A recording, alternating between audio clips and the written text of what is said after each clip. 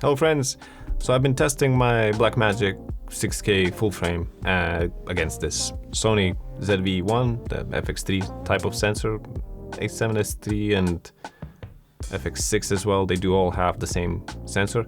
And I have been doing a comparison video, again, comparing the two in terms of the 10-bit versus the Blackmagic Raw. Just wanted to emphasize how similar they are if you're just have a nice, well-exposed image and you don't mess up anything, and maybe trying to prove a point that maybe there is no real discernible differences between. And I may or may not have intentionally screwed up the Sony footage by basically the adapter that I was mounting the lens to is one of the Nikon G series adapters, and if you know those, you know that they have a lever mechanism inside that can easily be knocked off and adjusted the aperture. But actually that aided the experiment in the way that I was now having a footage that is kind of the same, but the exposure values were different. And I was wondering if I could bring it back in post and fix it by just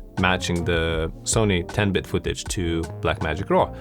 The way I've done it is I just put them through the CST conversion and applied the LUT that I've been developing for a while now on Blackmagic side, and then on Sony I just did the CST conversion and applied the same LUT, but then I went back and forth adjusting just the Sony footage to make sure I match it to Blackmagic, because Blackmagic was exposed correctly and the lens was mounted correctly and the setting was correct, and so on. One way of spotting that the footage was actually shot on different kind of apertures is if you look at the bokeh balls or bokeh in general, you will see that because the Nikon lens has a 7-bladed aperture, the 7 blades are straight and not curved, so they're very present if the aperture is at 4 or f5.6 or so, where it's wide open, it's circular. And that's it really. I have to prepare for a much longer review, for in-depth review for the Blackmagic 6K full frame, maybe slightly comparing it to the competition and so on.